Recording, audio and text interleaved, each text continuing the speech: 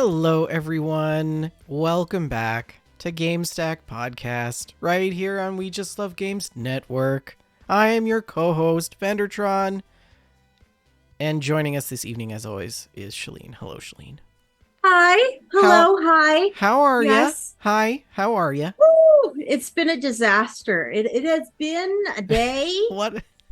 What's going on? Wait, Okay. I gotta get comfortable. Let me switch cheeks here. Well, I guess it's been a week.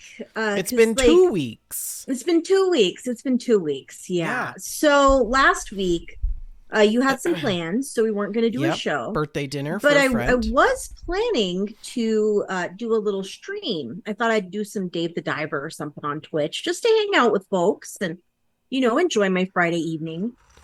And Archin, the lovely and talented Archin, had sprayed our apartment for bugs, and he was a little too enthusiastic with the bug spray. So I couldn't actually be in the apartment yesterday on Friday. Right. I forgot about last week on Friday evening. So instead, I took myself out to dinner and a movie. And I saw. What about him? You didn't take him out to dinner and a movie? He went to work. Oh. He was working. So he sent me to the dinner and a movie. Yeah. I would expect that was nice. Nothing less. Nothing less. Yeah. Yeah. I saw A Haunting in Venice. It was great. Really good. Highly recommend. But anyways, the bug spray took more time to fade than we expected it to. So we spent the weekend at a hotel. Well, at least you're not going to... If you have one bug, I will be very surprised. I have not seen a single bug. Everything is now covered in a thin layer of something. Bugs live in terror of this place. Yes. Your neighbors are probably also covered too. Yeah. They're telling the other bugs, like, don't even go in that apartment. Like, it's death. That is the land of the dead. You're taking your life in your hands if you go in that place. Yes, I have not seen a bug, so that's been nice. But our apartment woes, apparently Friday is bad apartment day because now we have a leak in the ceiling. No. And Archie is pretty sure that there's a broken pipe up there somewhere. Broken pipe, Shalene, can go from dripping to like 6 inches of water. We're pretty concerned about it. Yeah, we put in the maintenance request. And it is dripping very, very steadily. We have a network of towels and buckets trying to manage it. But the real crisis, Vendor, is that this leak occurred directly over where I keep my makeup. No. Yes, which of course you know that I really enjoy makeup and I have quite a collection. Makeup sits above all other things in Shalene's life. It's very expensive, like a lot of it, and so there was a panicked time earlier today in which we were trying to rescue the makeup.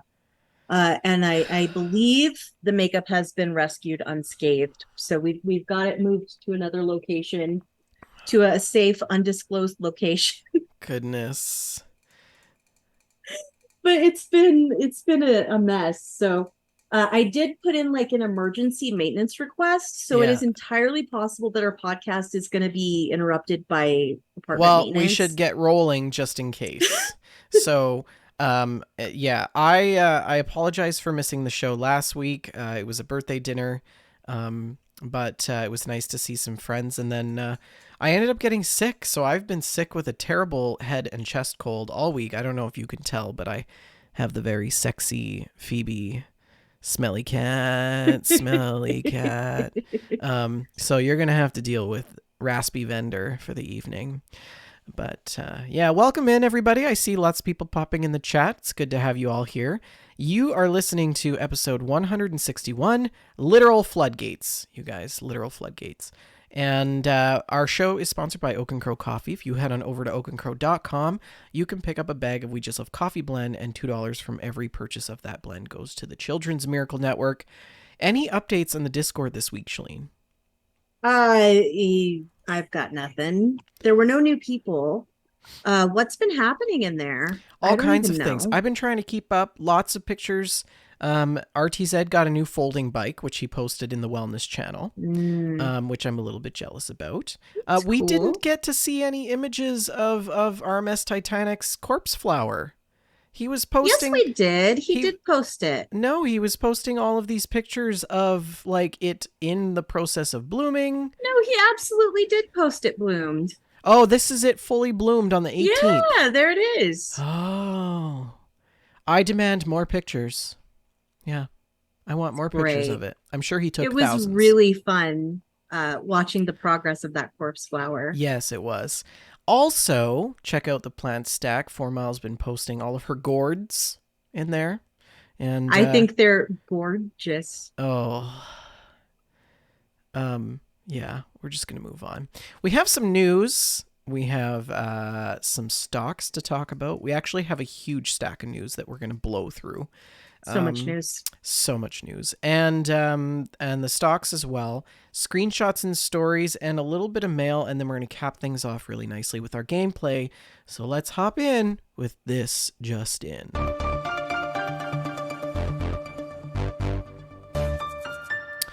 As always, a shout out to Joseph Tao, who helps us compile the news from week to week. It's also September 29th. Shalene, and do you know what that means? It means we get my favorite segment of the show. October new releases. Here we go. Yay. October 2nd, you can expect Bilkins Foley on PS5, PS4, Switch, and PC. On the 3rd, Disgaea 7? Disgaea 7, Vows of the Virtueless.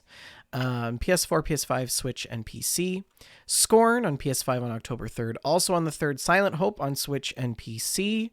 Then on the 4th, you can expect Blossom Tales 2, The Minotaur Prince on Xbox Series X and S, Xbox One. October 5th comes Assassin's Creed Mirage, which we've all been waiting for. PS5, PS4, Xbox One, Xbox Series X and S, not the one, and PC. Front Mission 2, Remake on the Switch on October 5th. As well on the Switch, The Dark Pictures Anthology, Little Hope, also on the 5th. And on the 5th as well, Wargroove 2 on Switch and PC. Then on October 6th, Borderlands 3 on the Switch, Detective Pikachu Returns, also on the Switch, and NHL 24 on PS4, PS5, Xbox Series X and S, and One. Forza Motorsports on Xbox Series X and S and PC on October 10th, as well as Lil Gator Games on PS5, PS4, Xbox Series X and S, and Xbox One. Then on the 10th, we also have Roblox PS4, Wildcard Football, PS4, PS5, Xbox Series X and S, Xbox One, Switch, and PC. Then on October 11th, we have Total War, Pharaoh on PC. On the Switch, on the October 13th, we have Batman, Arkham Trilogy. And also Lords of the Fallen 2023, PS5, Xbox Series X and S, and PC. October 16th, we will see SpongeBob SquarePants, The Cosmic Shake on PS5, Xbox Series X and S. Cyber Knights, Flashpoint on October 17th on PC, Mac, Linux, iOS, and Android. Skull Island, Rise of the Kong on PS5, PS4, Xbox Series X and S, and One, and Switch, and PC on the 17th. Sorry, I'm running out of breath here. I'm just going to have some tea. It is it's hard quite to, a list. It's hard to do this with a chest cold. Okay. And the October list is very long because we're starting to get into those holiday releases. Sonic Superstars, PS5, PS4, Xbox Series X and S, Xbox One, Switch, and PC on October 17th. Also on the 17th, Wizard with a Gun. Sounds like a Shalene kind of game. It kind of does, yeah. PS5, Xbox Series X and S, and PC. Mike Mignola's Hellboy Web of Word on PS5. Mignola. PS5, PS4, Xbox Series X and S, Xbox One, Switch, and PC on October 18th. As well on the 18th, Slender, The Arrival. Slender colons are a problem. Especially when they're arriving. PS5, Xbox Series X and S. And you know I what? had a cousin once with a slender colon. It was. Well, you know what happens when you have a slender colon, Shalene? You also get Hmm. Endless Dungeon on October 19th, PS5, PS4, Xbox Series X and S, Switch, and PC. Also on the 19th, a few other games. And by a few, I mean like 12 other games. And I'm just going to list them off.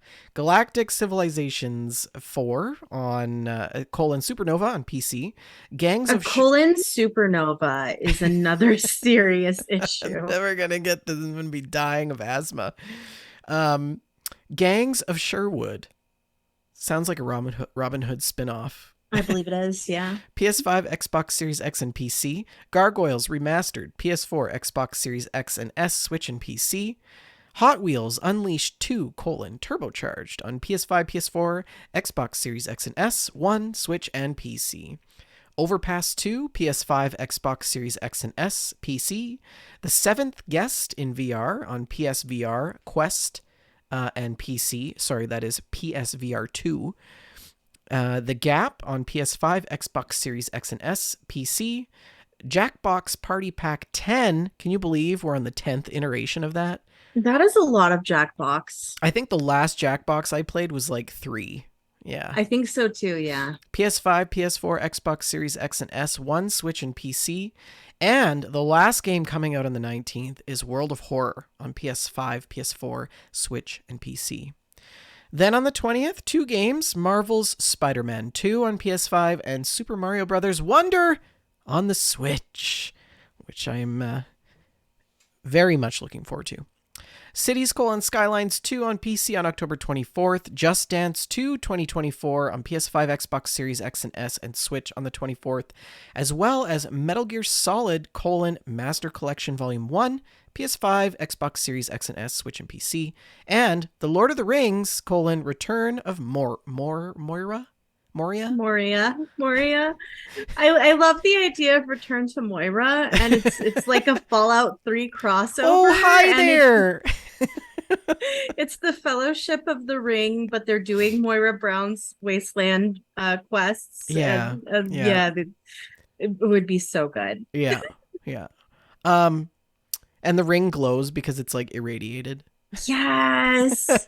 Yes. Not because it's like enchanted or something. How that are comes... those hot little potatoes anyway? That comes out on PS5, PC, October 24th. Then on the 26th, we have 5 different games. Battle Cakes on PC. Dave the Diver coming out on Switch, which I may pick up. Ghostbusters, Rise of the Ghost Lord on PSVR 2 and Quest. Ghost Runner 2, PS5, Xbox Series X and S, and PC. And Mineko's Night Market on PS5, PS4, Xbox One.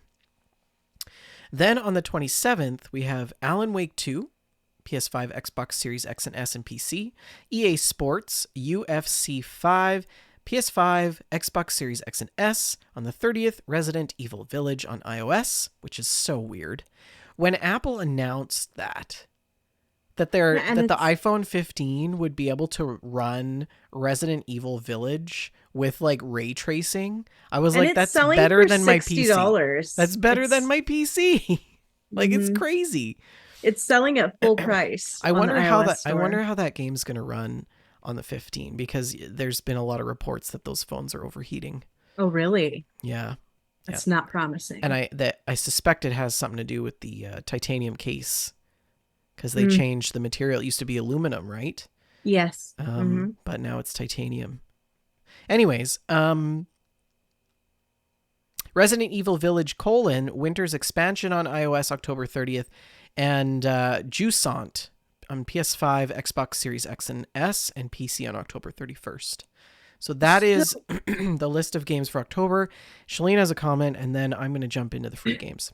Yes. Before we move on from our new releases, I just want to let you know that I Googled Battle Cakes, and that is an RPG in which you play as a cupcake. There is a playable cupcake. That sounds great. You can choose from different varieties of cupcake, and it looks adorable. It looks really cute.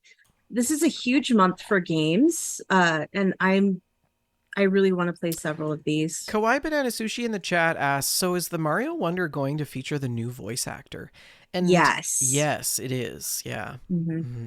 Yeah, Charles Martinet will no longer be the voice of Mario, beginning with Super Mario Wonder. Mm-hmm. So we So we'll will see how that see. goes. Yeah. Anyways, free games. PlayStation Plus monthly games for October. You can get The Callisto Protocol, Farm Sim 22, and Weird West. And I'm just going to leave it at that because we don't have time to go through the details. Those will be available October 3rd to November 6th. Then you can get Amazon Prime. You can claim 7 free games in the month of September. Is this October or September? Oh, this is in September. I don't think we have the new October ones yet for Amazon Prime. But on the 7th, you were able to get Football Manager 2023. September 14th, Ozymandias, Bronze Age Empire Sim, Absolute Tactics, Daughters of Mercy. On the 21st, Dexter Stardust, Adventures in Outer Space, Shotgun King, The Final Checkmate. September 28th, yesterday, Unsolved Case, Murderous Script Collector's Edition. And 100 Days, Winemaking Simulator. That sounds like a great game. So check those out. Microsoft has That's it for the oh, free that's it. I games. thought Microsoft had a thing. I did not format this very well. Microsoft no longer has a Thank thing. God, because So, I'm yeah. losing my voice. So Shalene, you can take over of the news. I'll take it from here. So, we're going to start with some of last week's news because a couple of really big things happened, and they were mostly related to some documents that Microsoft sort of leaked themselves in the process of the FTC ongoing trials, and everybody treated this like it was an external leak, but it was Microsoft. They leaked their own stuff. But Wow. I wanted to talk about this. We are going to start with the new Xbox Series X console, which is codenamed Brooklyn. This is a video game chronicle article written by Andy Robinson. And this is going to be sort of a mid-generation refresh of the Xbox Series X. And this thing looks like an Amazon Alexa to me. It really doesn't, don't you think? It looks Yeah. Let really me. strongly like an Amazon Alexa. I think that's what Joseph Tao said in his commentary too. Yes, Joseph Tao Let me says it just. looks like an even taller, wider Alexa. So So, here is the image for our listeners. This is the Xbox Alexa. and it is an all digital machine. So, of course there are mixed feelings about that. I am very leery of moving to an all digital future because I'm not entirely comfortable with the way that ownership of digital items is handled. So, but it is convenient, and there are definitely arguments in favor of the all digital future. So, Can we just talk about the console itself here for a minute? knock Um, yourself out. USB-C front port with power delivery. Mm-hmm. So they have no micro USB on this Mm-hmm. console. I think that's Mm-hmm. pretty awesome because we should already be in the USB-C era. Um, Are they already using USB-C on the X? I don't know. I know that Apple now is moving to USB-C. Like the 15 is going to be all USB-C. Lenovo has already moved all of their tablets over to USB-C and things like that. But also that internal storage, 2 terabytes. That's pretty awesome. That's a lot of storage, and I wonder Yeah, if the it's the current Series X I think is already USB-C. yeah. I wonder if that internal storage is solid state or a combination or yeah. I am just like cruising through this trying to see, and I don't think it says anywhere Yeah. here.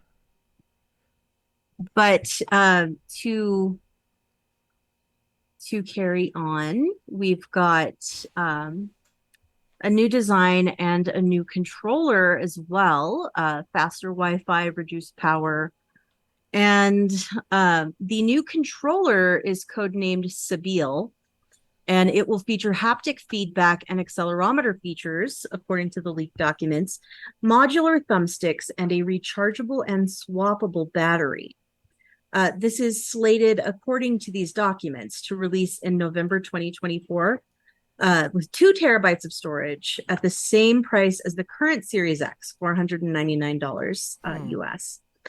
And just to be clear, I feel like it's important to say this current story and the next story that are based on these leaked documents, these documents are not current. So their strategies and plans may have changed between the time that these documents were created and the time that they were leaked. So take everything with a grain of salt. This is not gospel, even though Microsoft did leak these documents themselves.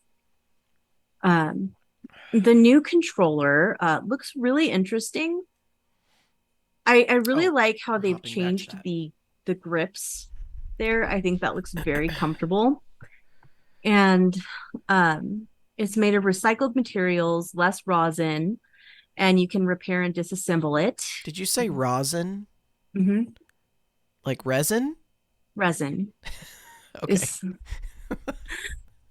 Is that an important distinction? No, I just wasn't sure. I like this. I like the minimalist sort of look of it. It's very nice. It's got this front sort of white face on it. Obviously, probably customizable. Yeah, I think it looks really good as well.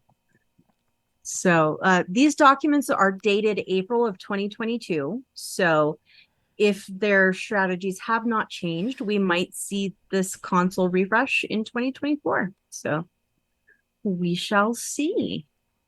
Yeah, I mean, Xbox really leads the industry with their controller.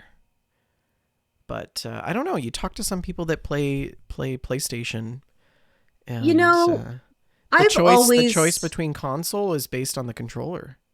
I've always really loved the Xbox controller, but honestly, I think the most recent iteration of the DualShock is better than the most recent iteration of the Xbox controller.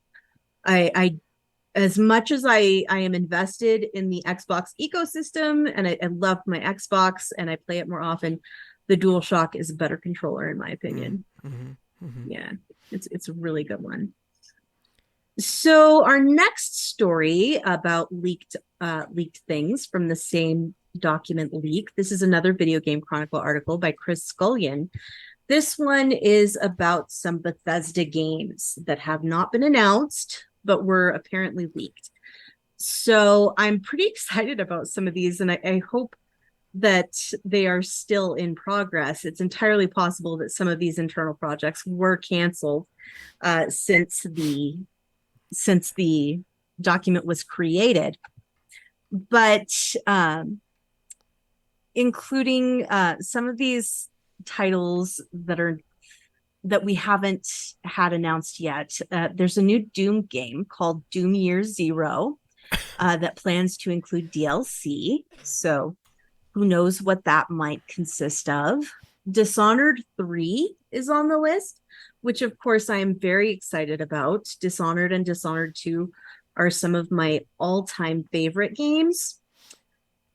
So something that I thought definitely made me take this list with a grain of salt was a sequel to Ghostwire Tokyo. Ghostwire Tokyo was critically not well received, and it didn't sell terribly well. And a sequel to Ghostwire Tokyo doesn't make sense. So these are definitely documents that are outdated. So it's entirely possible that many things have changed, but also on the list are remasters of the Elder Scrolls 4 Oblivion and Fallout 3. Yeah, that's definitely fake. Yeah. You think? Totally inaccurate. If anything would have tipped you off, I would have expected it to be the Elder Scrolls and Fallout. No, that's been rumored for a while. Exactly. You don't think they would do it? Fallout Or 3, probably not. I would see a remaster of Elder Scrolls before I see Fallout 3. Mhm. Yeah. I really do hope that the Fallout 3 remaster is a real thing and that it releases and Cuz I will cuz play it Fallout 3 again and I will get all the achievements again Fallout 3 is a ZeniMax product, isn't it?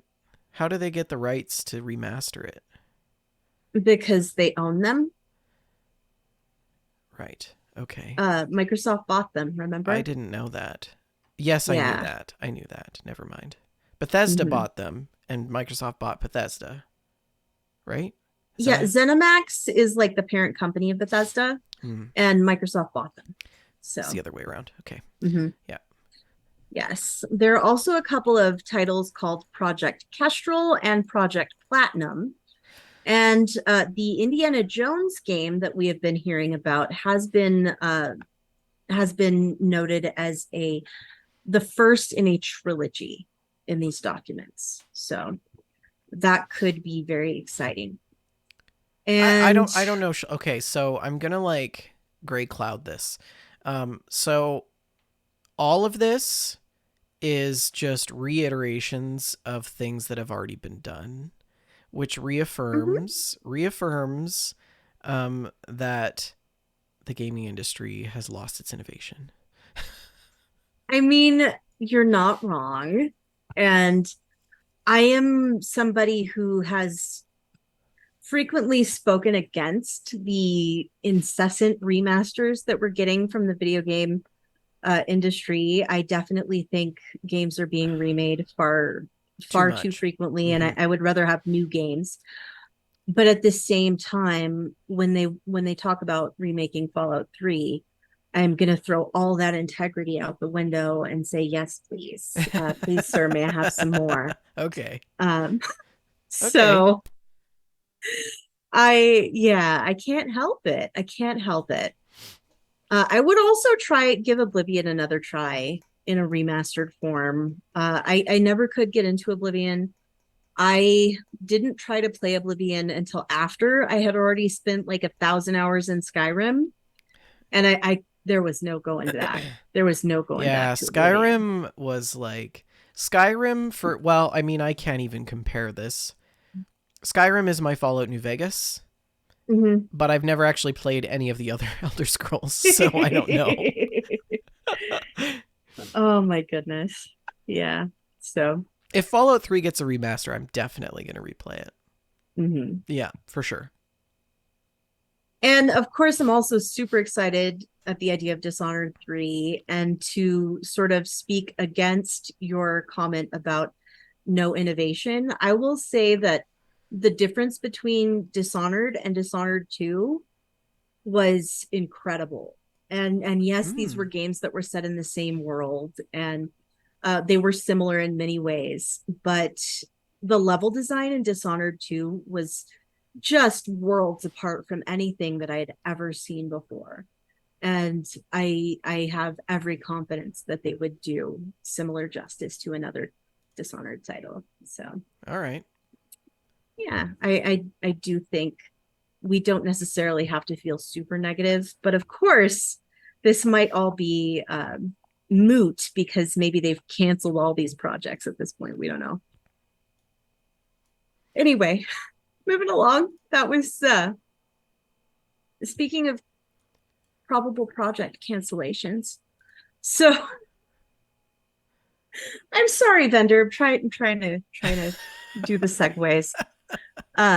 So SAG-AFTRA has voted in favor of a video game strike. So we may be facing a strike from video game voice actors. Of Now course, can you just maybe explain for the audio listeners what SAG-AFTRA really is first of all? SAG-AFTRA is the union that actors are members of, Screen Actors Guild, Mm-hmm. and I'm not sure what AFTRA actually stands for, but SAG is the Screen Actors Guild. Exactly. Yeah. And of course, it is open to actors of all different varieties. And um, They have authorized by a vote of 98.32% in favor to authorize a strike against 10 major video game companies. 34,687 members cast ballots, representing 27.40% of eligible voters.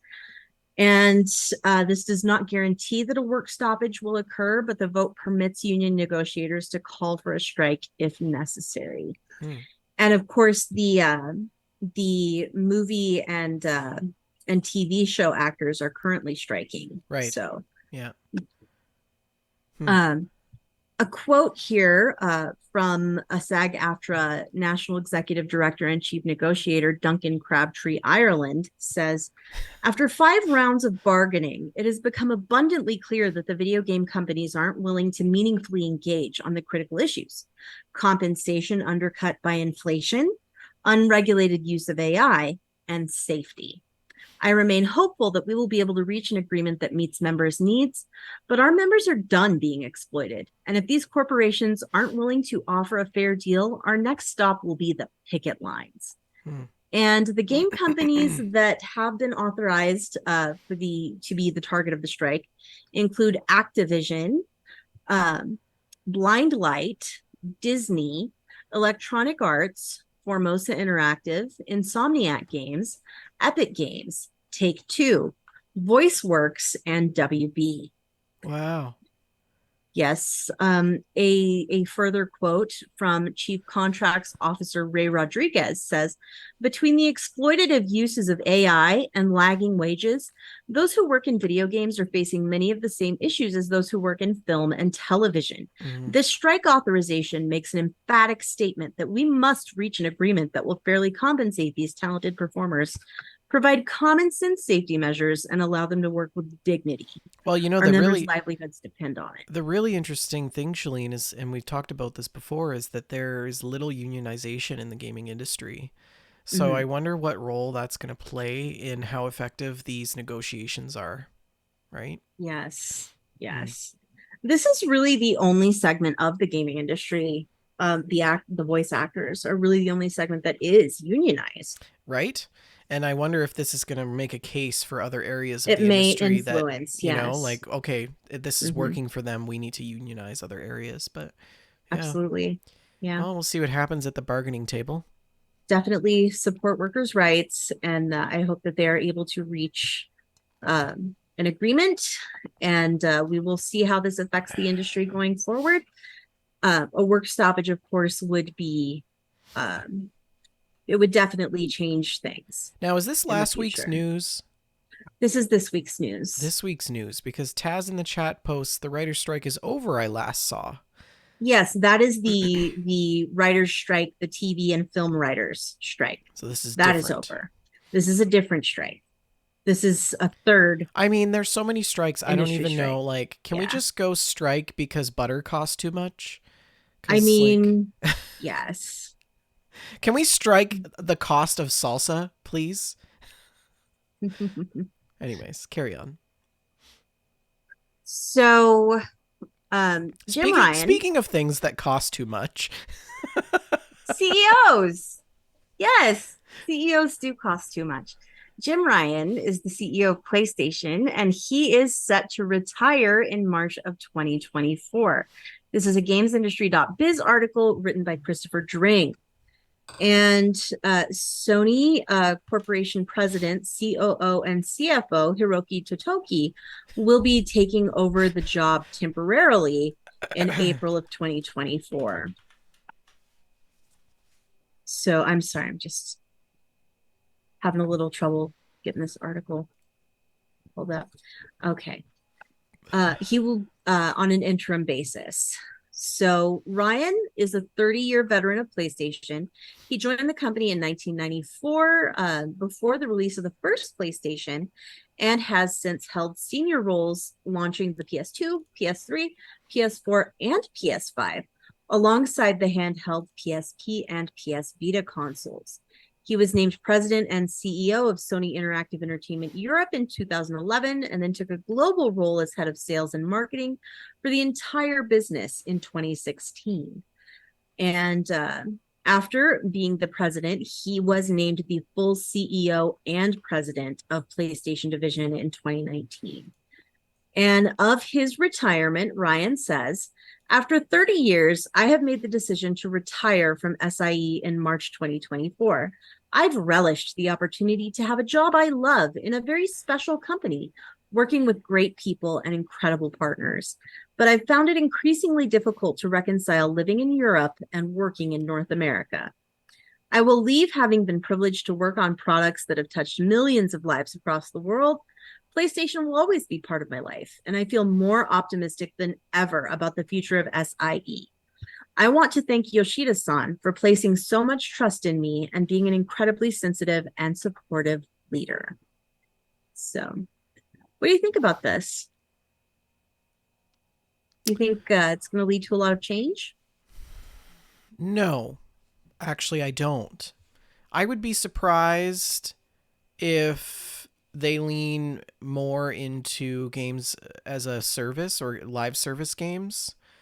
And that's only to say that Japanese developers are notorious when it comes to moving with the times. And I think, live service makes like a ton of money, especially for specific IPs and things like that. But the single player games have made a really big resurgence lately, and players have shown that that's what they really want. So I'm not necessarily sure that that they're going to make any drastic changes. Now, is that a bad thing? No, I don't think so, because I'm a little bit against games as a service. I don't know if that's a sustainable model, but the writings on the wall, Jim Ryan, the guy was a cancer. And What makes you say I'm that? glad to see him go. I think that a lot of business decisions under his tenure were not exactly the best for the PlayStation brand. I feel But like calling him a cancer is a little bit extreme. well, I don't know. I just CEOs are CEOs. When they're gone, it's always a good thing. Generally. But I think hopefully, whoever steps into those shoes is someone who is competent, that understands the PlayStation brand, Mm-hmm. and isn't going to follow in the footsteps of what's been previously done, and try to innovate a little bit better. I don't know. That's just kind of my take. Interesting.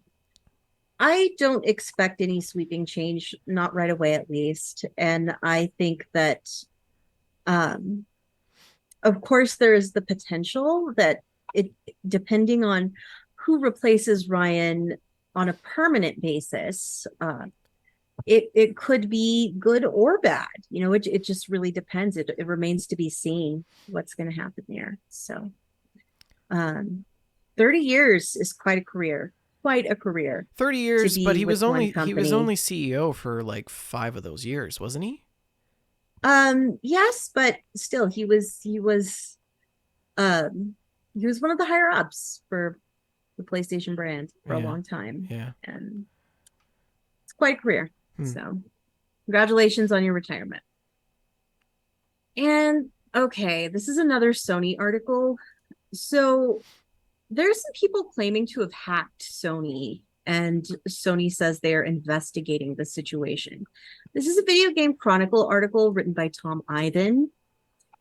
And earlier this week, the ransomware group ransomed.vc was threatening to sell a cache of data that they have allegedly stolen from the Japanese company.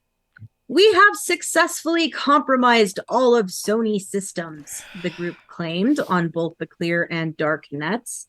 We won't ransom them. We will sell the data due to Sony not wanting to pay. Data is for sale. And in response to these claims, I Sony love told the narration, IGN, by the way. thank you. You'd make a good hacker. Yeah. Sony told IGN, we are currently investing the situation and we have no further comment at this time. Huh. So the claims that they have hacked this information are currently unverified. But Cybersecurity Connect reports that this relative newcomer to the ransomware establishment has racked up an impressive amount of victims since they came onto the scene last month. The group has also posted some proof of hack data, including what appear to be screenshots of an internal Sony login page, an internal PowerPoint presentation, some Java files, and a file tree of the leak, which seemingly includes 6,000 files.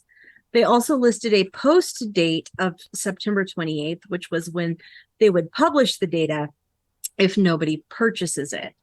So we're already past that. Did anything happen? Let's check. Sony data for sale. Maybe I shouldn't Google that. So I am not seeing any updates. So I believe they did not post this data. Maybe that means somebody bought it, or maybe that means they never had it. Either way, we shall definitely keep you posted with any Either way, if you updates. start getting mysterious phone calls from a call center in India, your data was probably sold.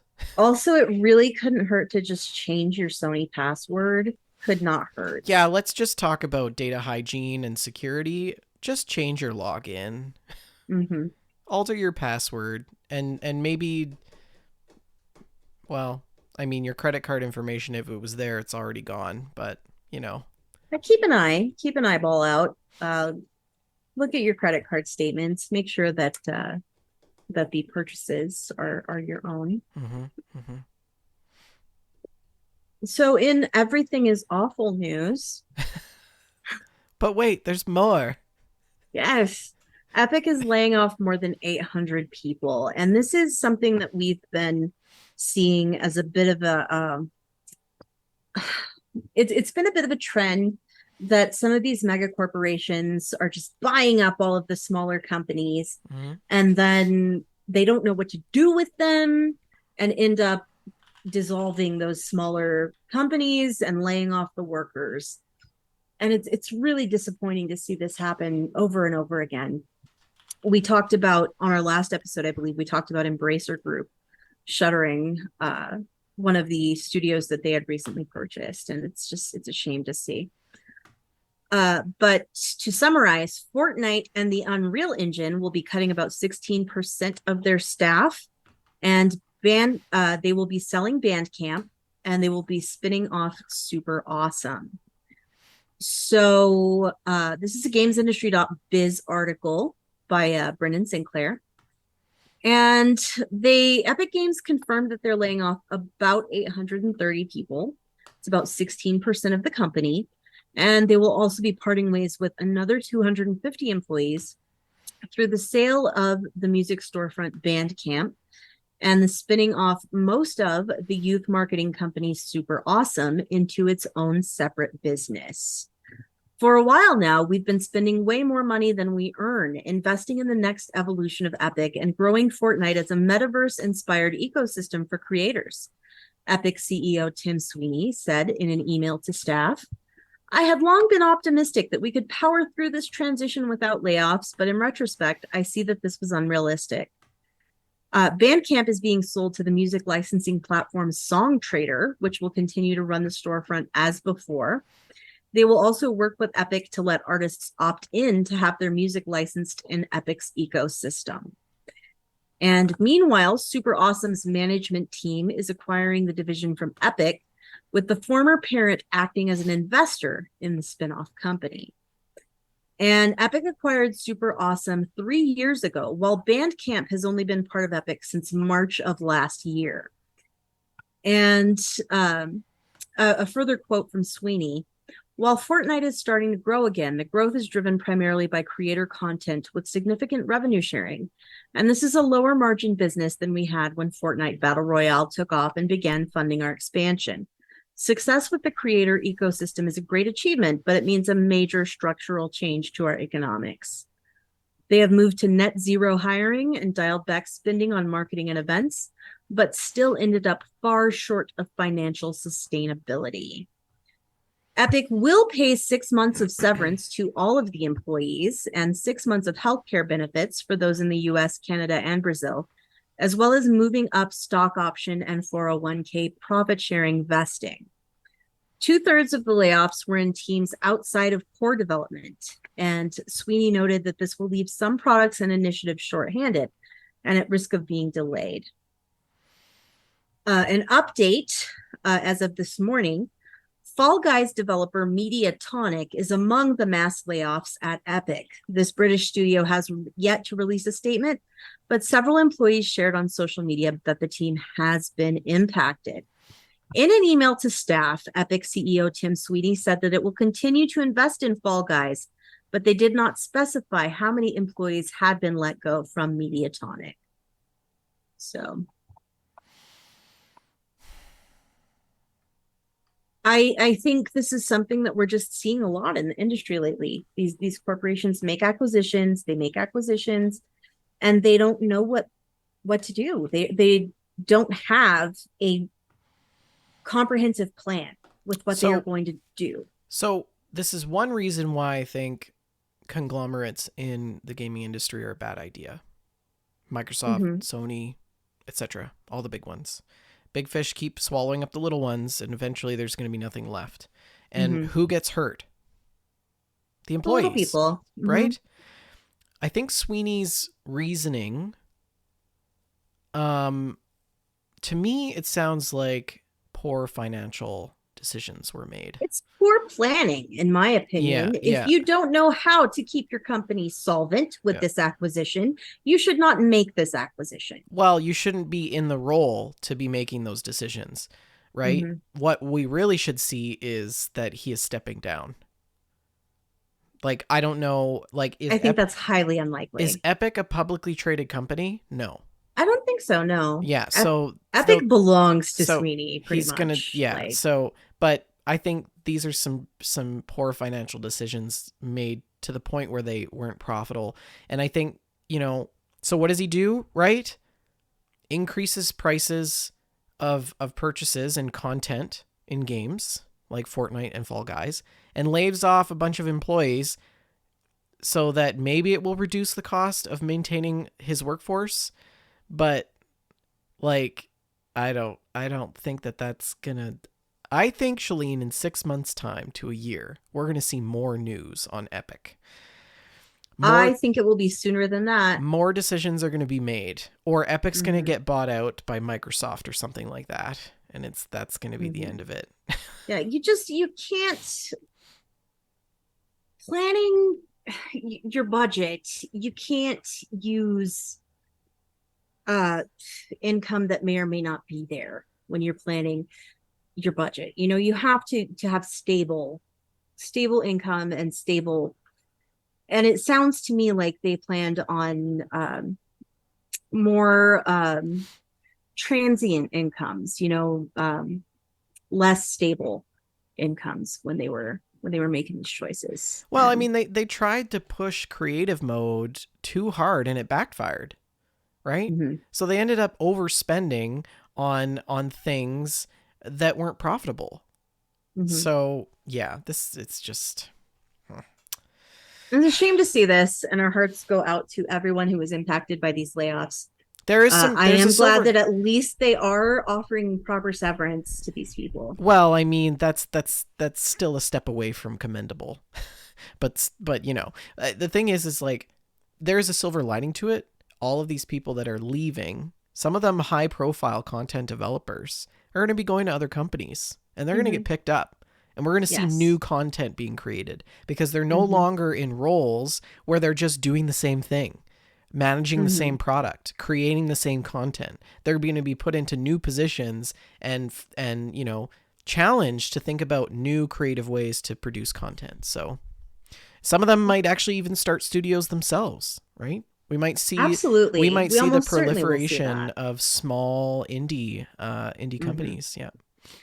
Something that's really difficult to watch is the fact that the games industry has always been volatile for developers. It's always been the kind of industry where it can be difficult to find a permanent position. As development cycles go, when games are finished, teams are laid off. That's a common thing. But the layoffs are getting more frequent and they are getting more surprising. And I feel like we're going to lose a lot of great people, a lot of amazing talent that are just not going to be willing to live this lifestyle anymore, that are going to want some of that stability that they can't have. And I think we're going to be losing them to other industries. And that's a shame. Yeah, you make me think about that article that research study that we talked about from my university You're right. You're right. about students that aren't finishing their programs in video game development. Right. Yeah. So Mm-hmm. not only are we losing a generation of developers who need a more sustainable income for, things like retirement, Mm-hmm. but we also have a new generation coming in that is not at their full potential. Right. Yeah. Right. Like, that's scary. So, continuing the everything is awful train, a couple of weeks ago, we talked about Unity and their new pricing strategy that was, in my opinion, just it was a little bit bonkers. They Yeah. they were going to be charging developers for every time that a player installed the game instead of a flat rate or for the purchase of the game, every install. So if you're just doing some storage management, and you delete a game to fit another one and then you reinstall it, then the developer's getting charged twice for the licensing. It's silly. And we both were pretty strongly in agreement that this couldn't last. No. Unity was going to have to walk this back. And unsurprisingly, they have. According to this Games Radar article by Jonathan Gerblick, um, they have offered something in the way of a concession. And the company has offered an unambiguous apology for the way that they planned to implement this runtime fee, but they have not backpedaled entirely. So I'm going to be quoting from a letter from the Unity creative head, Mark Whitten. I want to start with this, I am sorry. We should have spoken with more of you, and we should have incorporated more of your feedback before announcing our new runtime fee policy. Our goal with this policy is to ensure we can continue to support you today and tomorrow and keep deeply investing in our game engine. So, as detailed in the updated pricing breakdown, personal plans will now remain completely free and will not be subject to the fee at all. And Unity is also making it so that developers on personal plans can earn up to $200,000. That's an increase from the previous cap of $100,000. And personal plan developers will no longer need to use the Made with Unity splash screen. The terms of the fee are also being updated so that games which made less than $1 million in trailing 12-month revenue will not be charged the fee. Developers using Unity Pro and Unity Enterprise will still be subject to the install fee, but there are some changes based on feedback. Namely, the fee will only apply starting with the next LTS version of Unity that will start shipping in 2024. So any games that have already shipped and projects that are currently in development will not be subject to the fee unless the developers switch over to the updated version of the engine. That is a huge shift from the earlier plan, which would have began tracking at the new year and charging anywhere from 0.001 to 20 cents for each install. The original plan was to charge qualifying games the fee regardless of whether they were developed on a version of Unity that predated the new terms of service. And all games built in Unity would have been charged a per install fee after meeting certain success thresholds. Now, only games built in the new version will be subject. And to me, that's a lot more reasonable because at least developers know what they're signing up for. You can't implement this retroactively on people. So, Unity is offering developers whose games will be subject to the runtime fee two choices. They can either pay a 2.5% revenue share or an amount based on the number of new people engaging with your game each month. Unity assures that both figures are self-reported and that developers will always be charged the lesser amount. We want to continue to build the best engine for creators, Witten said. We truly love this industry, and you are the reason why. So it was inevitable that they were going to have to walk that back. Inevitable. What do you Well, think? Have they done enough? no. Well, I mean, they've done all that they can, but they showed that they're willing to retroactively change prices, which basically paints the picture that there's no guarantee that they won't do that again in the future. And so, I mean, even if they try to make amends, there's no developer with any sense of financial know-how that's going to take that kind of risk betting on Unity to not change its mind. You know what I mean? And Right. like, if we actually had governments that could deal with market manipulations and antitrust issues, this is a perfect example of a situation where the FCC or some other organization should be involved, right? Proactively involved.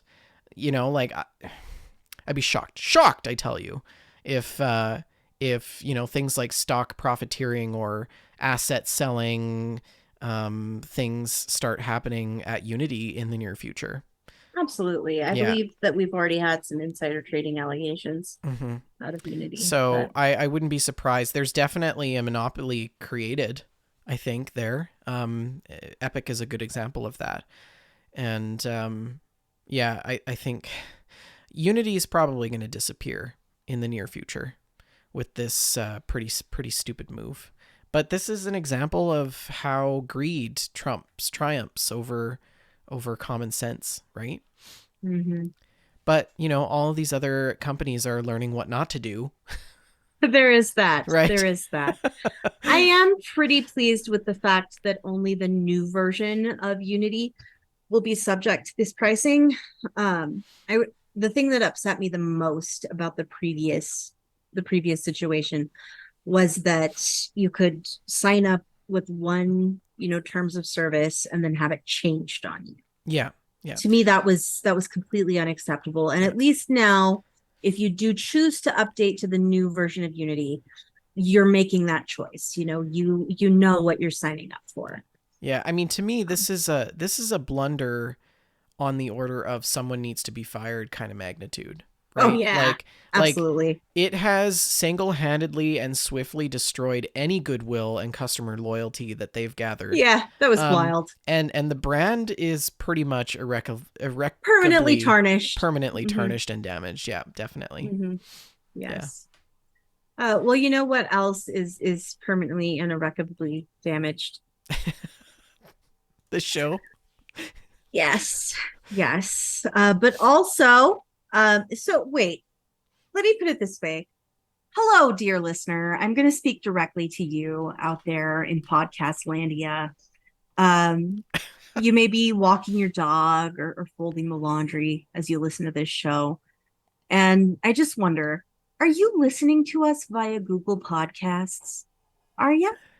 Well, that's too bad because Google Podcasts is shutting down in 2024. So they will be consolidating all of Google's podcasting and music into YouTube Music. So Google Podcasts will be going away in 2024. They haven't told us specifically when, just sometime in 2024. YouTube Music will apparently be having a number of updates, including full global availability before the end of 2023. It is currently available in the United States, Canada, and Latin America. And of course, the Google Podcasts app was very popular because of its simplicity and its wide availability on Android. And that's it's a bummer that it's going to be changing. They state that a simple migration tool will move your existing subscriptions from Google Podcasts, and there will be the ability in YouTube Music to add podcasts via RSS feeds, including shows not currently hosted by YouTube. Google will also provide a non-YTM export option via OPML file of their show subscriptions that will work with other podcast players. So it's a shame. We recently lost Stitcher and now here goes Google Podcasts. Is podcasting going the way of the dodo? Are podcasts becoming less popular? Is why are we losing so many platforms? What do you think, Vendor? I don't know, but I don't necessarily know if it's a bad thing. I mean, there's so many different platforms. People just have to pick a different one, you know? Yeah. I mean, if Mm-hmm. you listen to our podcast on Google, but you already subscribe and pay for Spotify, start listening to our show on Spotify. You know? Like Mm-hmm. they have an offline mode. It's great. Personally, I like Pocket Casts. Yeah.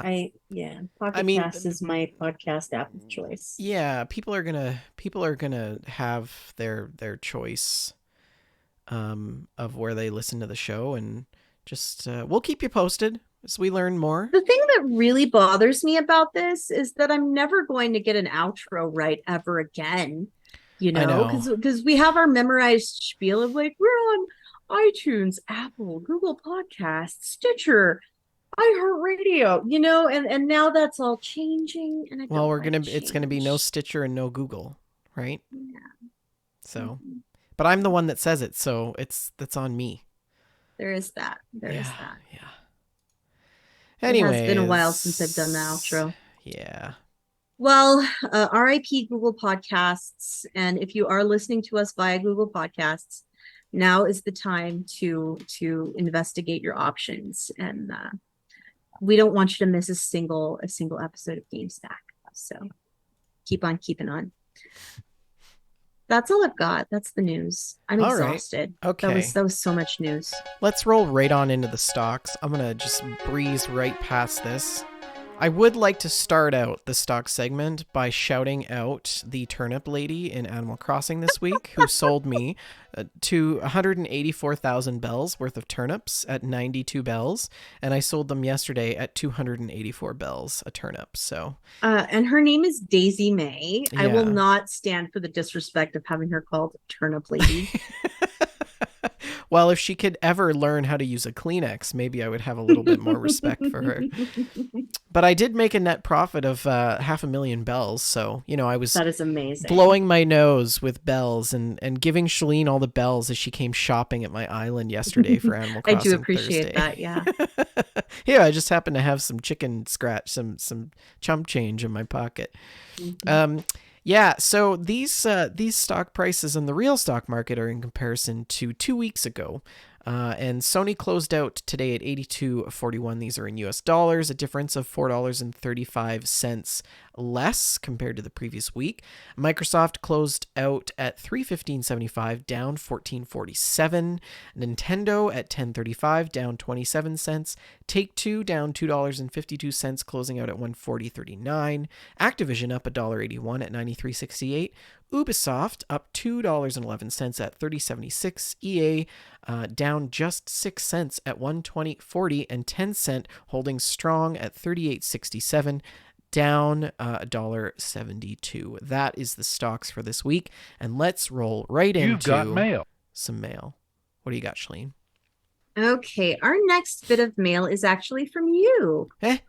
What enemy caused you to use your in case of emergency only items? Oh, that was And so below long this, ago. you have a photo of Cazadors from Fallout New Vegas.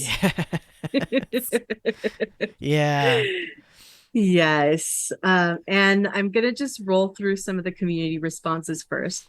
Vodka Knockers says Praetorians in Mass Effect 2, the largest and most dangerous enemy in that game, aside from the final boss, perhaps. I'd save the M920 Kane, the Mass Effect version of a mini nuke launcher, for those enemies almost exclusively. And Praetorians. just marking that as red. And Green Camp says Mega Elixir on Final Fantasy games. When I rezzed the last person and praying I could pop said elixir before the boss does an AoE or knocks out another character. As for Fallout New Vegas, Quarry Junction, Esther, Tiny Tots, Quarry several death Junction. claws while I Yeah. was trying to cheese the system by being on a rail or a ramp. I don't use mini nukes at all. The mini So nuke was the only way I can make it through Quarry Junction. Yes. Yeah. Poor Jackson's so hard. Because, I mean, you just get out of Doc's office and you wander over to Gene's Mm-hmm. skydiving, and you have like a metal plate tied to your chest and a little like 22 BB gun, Uh-huh. and you're killing like lizards in the desert, and you're like, oh, what's this giant pit? Oh my God. I would say that the first thing that I thought of in response to your question is the hunters from the Halo series. Oh, Um, okay. yes, they're this big, scary, heavily armored enemy, and they just take tons of damage. They're bullet sponges, and I remember when I if I ever knew that there were going to be hunters later on in a level and I found, a brute shot or a rocket launcher or something, I would just hang on to that because I knew I was going to need it for those hunters. Right, So right. mm, that was a great question. Hmm. Any other mail stack? We have some more, but I mean, we could save them for Sure, next time. sure. We'll save it for next week. Yeah, there's quite a bit actually here. Mm-hmm. Mm-hmm. Okay, that's mail stack. Let's talk about what the community is playing. Screenshots and stories, as always. If you want to submit your screenshot and story to the show, post them in our screenshots and stories channel in the Discord. If you need the link to the Discord, you can navigate to twitch.tv/WeJustLoveGames. The link is right there in our About page. This first post comes from Alex, and this is presumably World of Warcraft. I think this is Final Fantasy 14. Final Fantasy. That's what I said. Final Fantasy 14. Yes, exactly. Actually, it literally we're both wrong because it says Monster Hunter Rise has been a lot of fun. That's brilliant. We Above just the need to read the picture. captions. Yeah, we're like I do so enjoy bad the at this. continuing adventures of Alex and Zephyr. I love seeing the updates of what they're doing Alex lately. and Zephyr. I feel like they should be a sitcom. Right? Wouldn't it be great? Yeah. Speaking of sitcoms, Joshy posted. I don't know where I was going with that. Joshy posted 2 pictures in the screenshots and stories as well. The first one, into the Starfield, it says, presumably from Starfield, is this very odd double-decker cheeseburger. Yeah, It's Starfield has this food category called chunks. And it's like square food, like cubic food.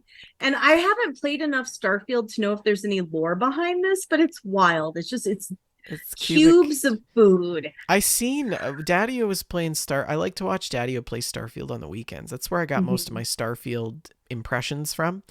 And he had this perfectly square watermelon in his pocket, and it was just like the best thing ever. Yeah. I have a square apple. He also, Joshy also posted this photo. Oh, It's a flight manual. It says Nova Galactic Training Protocols and Advanced Orbital Telemetry Revision 114. And it is literally just a picture of a bathroom stall with all manners of human excrement sprayed on the backside of the stall. like we've talked about nightmare toilets on the show before. This is one of the worst that I've seen because usually the nightmare is contained within the toilet bowl. But this is just like a fountainhead of spray across the back wall. How did that even happen? You know what? I've seen something like this in real life. Really? Yeah, I went to a cheap movie theater. It was like, we call it the dollar theater because at that time you could pay $1 and see a movie. We had a dollar theater in the town where I went to college. Back in my day. Yeah. Anyways, I was like, yeah, I'm going to use the washroom. And I go in and I open the stall and there was poo everywhere, Shalene. It was everywhere. It was on the sides. It was on the floor. It was everywhere. And all they did was just like tape it off, like do not use. And I probably would have done the same thing if I was staff. I'd be like, no, they don't pay me enough to do this. No, you need to bring in like hazmat suits and a pressure washer. We also have some more Starfield pictures. This from RTZ13. It's a me exploring Mars. And presumably use the screenshot function because he's got all kinds of neat photo Filters, yeah. filters and image data that's on the bottom of the image. I Cool. feel like the quote could have been, "It's a me, Mars, yo." Next photo. Also posted this cool one that gives me kind of like Avatar vibes a little bit. I'm feeling some Liberty Prime Let's vibes from this explain one. this. Explain this for the audio listeners. So our character is looking down at some kind of giant mech that is suspended from like a crane arm, and this is a very beefy looking mech. Like I feel like it could do some serious heavy destruction. I just like I want Sigourney Weaver to be on the inside. I do too. There should be more Sigourney Weaver in video games. Like reference. I just want a reference to like Alien or something in there. You know, Sigourney Weaver was in Dishonored. She's in the Dishonored series. She's the best. She's a legend. Yeah. We also have some more from Zephyr and Alex. This is this the same photo? Is this a duplicate? No, this is a different photo. With this one, they have puppies with them. In the previous one, Alex was sitting on some kind of a bird creature. Right. And in this one, they have doggos, and they're doing extravagant fun poses. It's wonderful. Yeah. There's a doggo, and then there's something else behind them. It looks like a larger I think it's dog. a giant doggo. Yeah. Larger doggo. The sort of doggo that you could ride into battle. And then this post from Kawaii Banana Sushi, she posted it in the gear stack, I think, but I thought this is something we should include in the screenshots and stories. Absolutely. It's so good. She says 8 brutal hours of wearing armor and not sitting down once. I won first in show at the Alabama Comic-Con. So, and of course, she and her companion are dressed in homemade sets of Mandalorian armor that do not look like homemade sets of Mandalorian armor. No, right? no. These look like sets of Mandalorian armor. Yes, they were from the set, pretty much. Oh, yeah. They have been aged up and they are battle scarred and they look incredible. The work that they did on these suits is just outstanding. I was so impressed. Yeah, somebody in that relationship has metalworking skills. If I was Kawaii Banana, just did an incredible job. If I was Kawaii Banana Sushi, I would have dropped the "go get the breastplate stretcher." How long do you think before he figures it out? I would have had to just drop that at some point. But, oh my goodness! Give me something for the pain and let me die. Yeah. Yeah, great job on those costumes. And speaking of costumes, Halloween is just around the bend, so I hope that any of you who are listening are going to share some of your costumes with us in the screenshots and stories. And then a final set of pictures from Frankie, Franco's Conina. She says she's been playing Call of the Sea, which is a first-person point-and-click adventure game with a mildly paranormal story. I've always wanted to play it. A woman crosses oceans in search of her husband who is missing on an expedition to find a cure for her strange illness. There's lots of puzzles, mythical experiences, and it's very pretty. And she posts this picture. I don't know what this is. It's the sky. Is it the ocean? I'm not sure. There are stars, but there's sky. also there's a cloud there. Yeah, I think those are like trees and roots or something. I'm not sure. I think this is a wall of some sort. I think that we are under a thing. We're inside of something. Now this one also inside of something, but definitely underwater. There's seaweed, there's rays of light shining through and glowy fungus things and coral and things like that. Looks very cool. And this another one. Oh, wow. We're down at the bottom of some kind of canyon. Yeah. And there are some structures that look potentially man-made but ancient. Yes, with water coming out of them at certain parts. Looks good. This is very cool.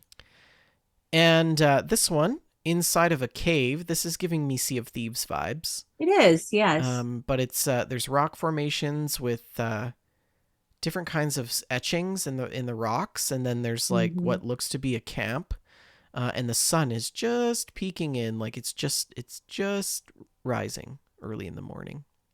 Did you say this was the end of the screenshots and stories? I have another one. I got to go all the way back through, and Okay. it's this one here. Um, Ooh, yeah. This is her last shot, and it is this is a gorgeous. bay with the sun setting and a palm tree, and it's just I need to play Sea of Thieves now. I need to play Speaking Sea of of Sea Thieves. of Thieves, Bender, we forgot to talk about some very important news. Sea of Thieves has an upcoming update that is a very sizable update. But the one really notable thing is that we're getting a version of a private server. Yes, and I think that we should maybe just take a step back and talk about this because it is pretty. It's probably the biggest news to come to Rare ever. So yeah, I want to find. It's something that I am genuinely very excited about. So season first look at what's coming in season 10. Um so uh, We have the season 10 updates. I'm just scrolling back here. First, And there's season 10 comes on October 19th.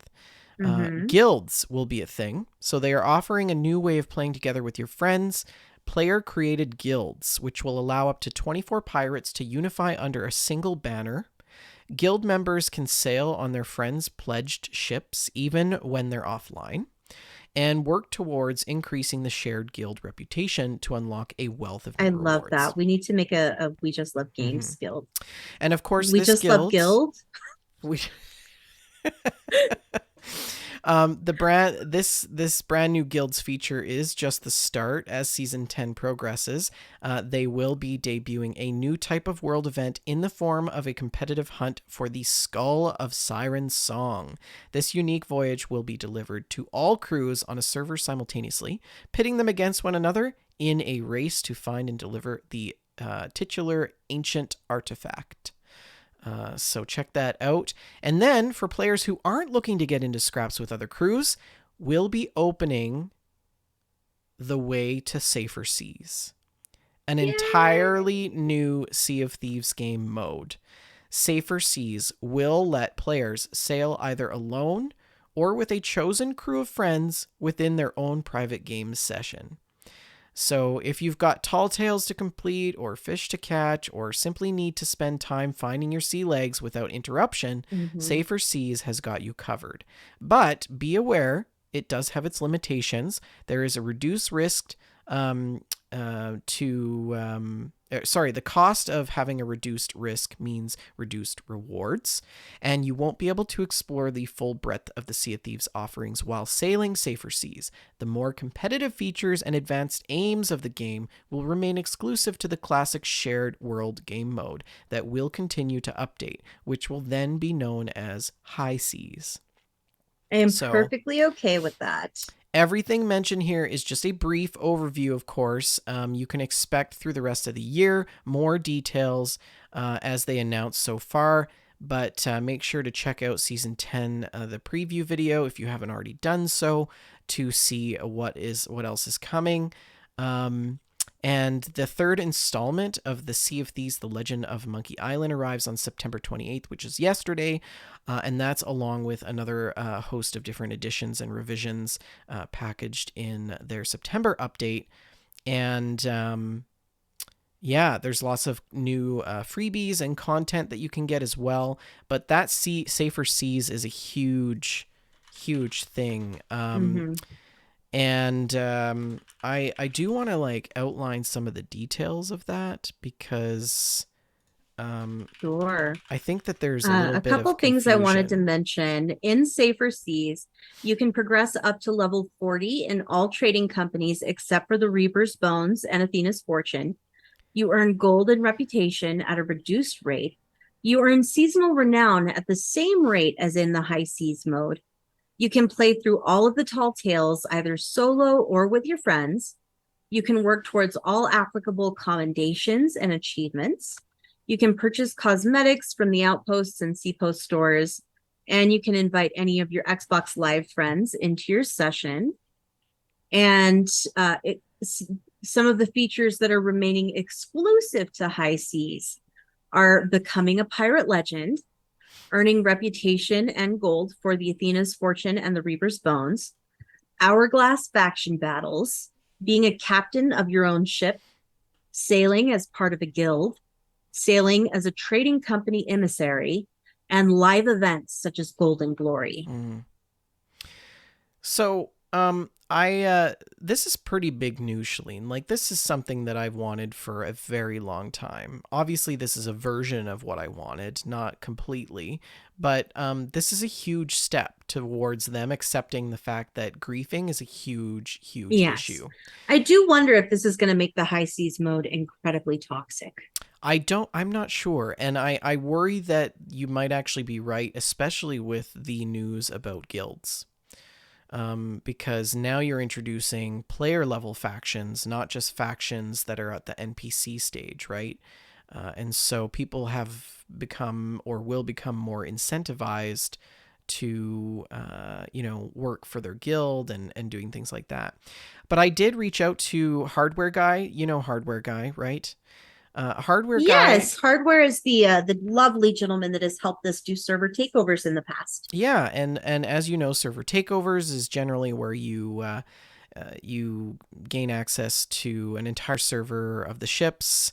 And in the past, we've done it to celebrate, streamers' milestones or birthdays, or more importantly, a lot of charity events. So we've done, 24-hour streams where we have sailed and raised money for, anything from oh gosh, I don't even know, all kinds of different Children's Miracle Network and St. Jude's and things like that.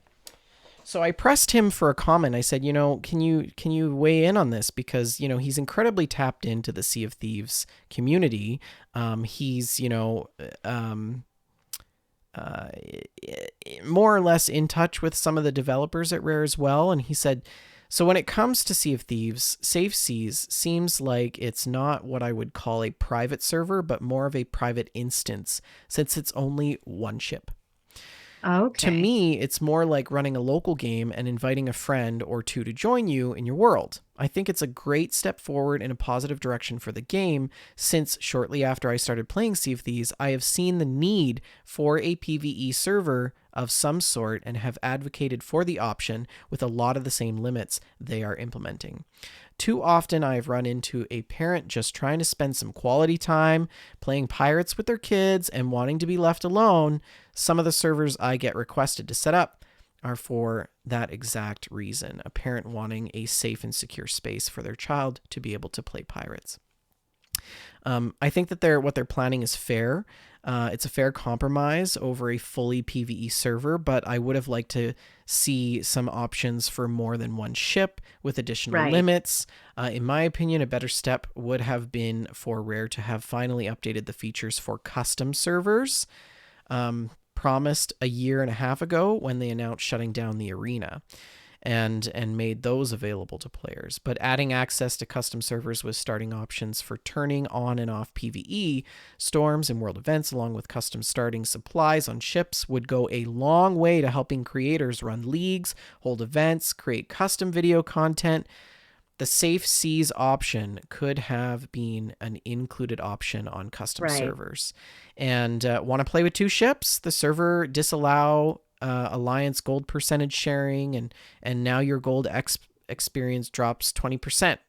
3 ships, now you're down to 10%, and 3 ship max on the additional restrictions would be a good limit for safer seas, but custom servers would allow for more friends and for fewer players to each have their own ship, but add a few more options to have fun with. So that's his take on it, and I think it's a pretty reasonable take, and I agree. I think he's very incisive. Yeah, I think that that's a good point to make, that custom servers were something that was talked about but never, it was something that was promised but never followed through with. Never implemented. So, yeah. I think that this is a good start. I'll take it and we'll see what happens. I think people are going to give feedback on the safer seas, and Rare is going to tweak as they see fit. It will definitely evolve as we go forward. Anyways, that's some pretty big news that we sort of forgot to talk about, but let's go into our gameplay. The little Animal Crossing song just gives me positive I endorphins know, right away. right? After all of like an hour and 24 minutes of so I got into some AC Animal Crossing pretty much like every day for like ever since the beginning of time. And time really only began when I bought a Switch and got Animal Crossing. So uh, I've actually been out sick with a cold for most of the week, which meant, Shalid, that I've been Ooh, playing a lot of Animal Crossing.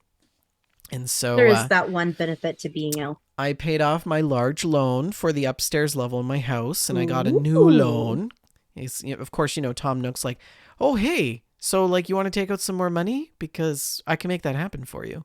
So now I'm like 3 million bells in debt and trying to corner the stock market to pay off this stupid loan that I own Tom Nook. I do have a basement though, and I have moved the show down there. So the Ooh. podcast studio is now in the basement. It's not on We the are upper level. broadcasting from your basement right now We as we actually speak. are in real life. Yes, Mhm. this is my basement. So, but yeah, we moved the podcast studio down there, and I tweaked it and made it a little bit better. Added some studio lighting. It looks really good. I put in a community garden, which is so awesome. I have little irrigation ditches. I have one of every type of thing that you can grow that you can cook, make recipes with. I have this adorable frog chair So cute. that has this cute little frog face and it's all happy. I've got a beehive in there. I've got some other things. Um, and I'm also putting in a movie theater in the Ooh. middle of the island. Yeah, I've just installed the screen and I put in movie reel, like a projector reel. Yes. And I still got to put down some blankets and like snacks and stuff. Yes, Yeah. that's gonna be So so cute. yeah. You should put a popcorn machine. Do you have the popcorn machine? Hmm. Yes. Yeah. So if you would like to donate items to the movie theater, just let me know. Post it in the Animal Crossings channel. You can send me some Absolutely. mail. Um, I have okay. So I have this one villager. His name is Alfonso, right? And Hmm. Alfonso is more like a big kid. If you go into his house, it's like all toys, and he has like a race car Right. bed and a urinal that's hiding With behind a cardboard triceratops. Triceratops. Like it's just he's a big child, Mhm. which is pretty cute. But I gave him this sweater, and Jess was like, "Wow, this sweater looks like Bill Cosby, like something Bill Cosby would wear." And I'm like, "No, why did you say that? No, I Yeah. can't unsee it. That's all I And he see wore this sweater all the time all the time. forever. It's like all the time. I Mhm. just never washed it, right?" And so he yeah, he was like pondering one day, and I was like, "Hey, so what's going on?" And he's like, "Yeah, I'm thinking about moving. Yeah, there's just so much really good candy out there, and I just want to try all of the candy." And I'm like, "Hey, bye, see ya." So Alfonso is gone, which is the first villager to leave my island, and I gotta say, it's Yes. kind of a hard thing to It's a little process. bittersweet. Hmm. Yeah, yeah. Um, but with out with the good, in with even more good. So I have a new villager. His name is Quilson, and he is a mint green duck, and he's adorable. So He's so cute. cute. It took several iterations of traveling to mysterious islands to find him. But he moved in today and he's got his boxes everywhere. And he's like, "I'm not ready to talk to anybody yet, so come back tomorrow." So we'll see what his house looks like tomorrow morning. I'm very excited. And I also Shalene is on this train of giving Apple gifts. If some of you don't remember, Apple is a hamster that lives on my island, and she's the best villager I have. Apple is so cute. She's the little pink hamster. She is so cute, and she gave me an Apple hat and an Apple dress and an Apple umbrella to give to Apple. And today I gave her the Apple umbrella, and she gave me her photo. It was like the most perfect thing ever, because like Now, if explain the significance of the photo to the so uninitiated. when you get a photo from a villager, it means that they have like befriended you, like they've decided that you are the caliber, you've reached the caliber in the friend relationship, that's like the top tier, right? And Yes.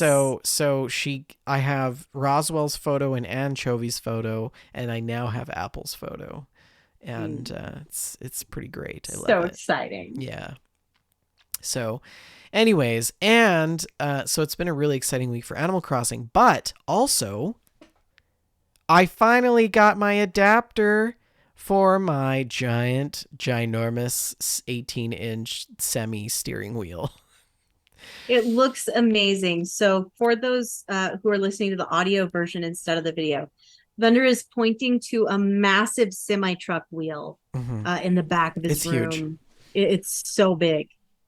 It's And I don't know if you can see this here, this little paddle, these like paddle shifters. yes, So those are the signals. But that's on this side of the wheel. yeah, he made so Sully in the chat, Sullivan Sevens Racing. Hey, Sully. He made me the adapter for this wheel because it wasn't going to fit Mhm. on the Right. standard wheelbase, right? So he For like custom machined you an so he adapter. yeah, because he's like a mechanic and he has all these Mhm. tools in his shop that can just like thread things and make things extremely precise. So he made me this adapter and it's super awesome. Like it's high enough that I can still reach the buttons underneath. All the holes are perfect so that it's flush mounted and it's not wiggly. And also he made me these extensions for the paddles. Nice. Because if it was with the old wheel, they were further in, right? But now they're further out. And so, yeah, so this is now the truck sim setup rig with full shifter and everything. And it is glorious, Shalene. Let me tell you, I am just like, like it's just like you're turning and it's just you actually have to like lean forward to like turn because the wheel is Oh, this so is huge. It great. is the best. It is so good. And it's actually super precise. So like the bigger the wheel, the more Mhm. precise the steering is, right? And so it's so like what a difference it is from the smaller wheel to the larger one. I am so impressed with your setup. Like this is hardcore. You've got Well, I mean, wow. I've been doing driving sims for years, Yeah, it's your right? thing. And so this year I upgraded to the pedals and the steering wheel It's from magnificent. Moza, which is well, it was a steep dive, but it's totally worth it. They're very high Mhm. quality products. Yeah, and then the rest of it is just sort of like MacGyver. The wheel stand though is from Amazon. It's called the Wheel Stand Right. Pro. It's Okay. fantastic, but It yeah, looks really good. it's really fun and it's super immersive. Like it's I'll bet. very yeah. Anyways, that's my gameplay. What have you been up to? I don't have very much gameplay this week. I when I did have free time, I was mostly reading books. But I did play a little bit of Animal Crossing. And one thing that I did was I my living room has been set up with the bamboo set for like over a year. It's been a long time that I've Okay. had it that way. And I'm just tired of looking at it. So I decided I'm ready for a change. And I took down all the bamboo stuff and I thought, well, it's almost spooky season. I'm gonna put up some Halloween stuff. You know, I have all this Halloween stuff. And I ended up putting up this skull print floor and wallpaper. And I thought, you know what? I think this would look much cooler in white pumpkins than it would in orange pumpkins. So I took all my Halloween stuff over to Cyrus on Harv's Island and got it all customized into white pumpkin format, brought it back, set it all up. It looks It looks amazing. so good. Yeah. It's like the best Halloween party ever in there. And so I had a great time with that. And ironically, the bug off is like a bug catching tournament. This happened during the weekend of the bug spray hotel. So That's while I so was funny. I forgot all about that. yes, while I was staying in the hotel to not be gassed out by the bug spray fumes, I was doing the bug off tournament in Animal Crossing. So good. Is really funny. So yeah, Arjun was at work and I just was in the hotel kicked back doing the bug off and I got all but two of the bug off rewards. I felt really good about it. I had a fun time. It was great. I also had a meteor shower on my island, and I always Oh, enjoy the meteor showers. So, wished on lots of stars, gathered up lots of star fragments, had a lovely conversation with Celeste.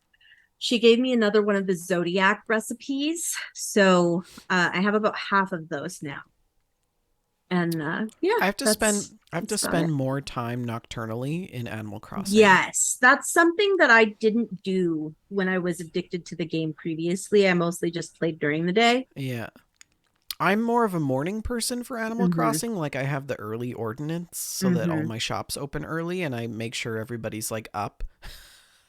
But there are a lot of different things you can do in the Yeah. nighttime. Yeah. So it's Oh, by definitely the way, worth checking out. I gave Plucky those half frame glasses and she looks Yes, is she so cute? good. She looks so good. She looks like That's she is now wonderful. a power of authority on the island. Like Oh, I love you it. don't want to mess with Plucky. Love it. Yeah, That's all I've got. That was my gameplay. the spooky So room looks great though. Yeah. thank you. I'm really happy with how it turned out. I am at the point with Animal Crossing where I'm very much making my own goals for the game now because I've done a lot of the standard things. So, I'm just one fish away from completing the museum. So I'm trying to kind of create some goals for myself. And Would you ever buy another copy and run it on your other Switch? She's like, "Don't say that." I might. That's something that I might potentially do. I most likely will not because there's so many video games out there I and feel so like many books you and should get so another much, yeah. copy for Archin so he can play it with you. Oh, there's so many air quotes, listeners. So many air quotes happening right now. Yeah, I he did. would see right through that as well. So did you get all of the things for the bug off? No, I missed two of the rewards. I was not able to get the butterfly wall or the cockroach, the toy cockroach. But I Okay. got at least one of everything else. I was wearing my caterpillar outfit in honor of the bug off, so I was dressed as a little caterpillar, and I got the butterfly backpack, and I put on the butterfly backpack, which is little butterfly wings, and I looked like the caterpillar from A Bug's Life, when he goes and he Yeah. pops out with his little bitty teeny wings, and he's like, "I'm a beautiful butterfly." That's what that character looked like. It was so cute. I'm going to send you the butterfly wallpaper. Oh, do you have an extra?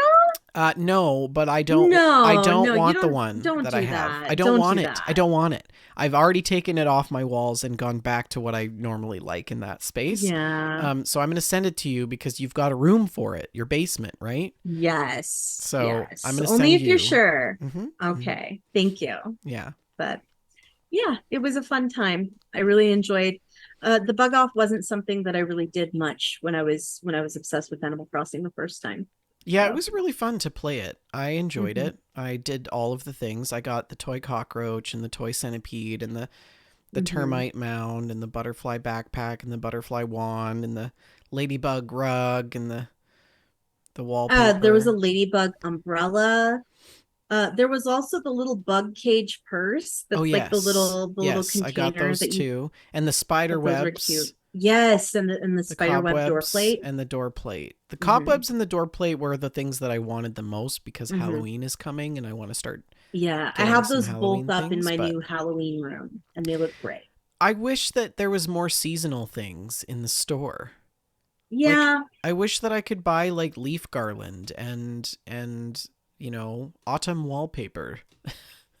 yeah, there you'll get some more things going along, but a lot of them are connected to events. Yeah. And once the leaves change color and you have leaves falling, then that'll open up a whole new set of craftable stuff that's seasonal. So Okay. just hang in there. Yeah, Yeah. Anyways, I well, think that's a show. yeah, I suppose that's been like a lot of show. So, yeah, if you're listening and you're still here, good job. You get a small imaginary award. Yeah. I expect you all to be holding it up. Yes. But thank you all for listening.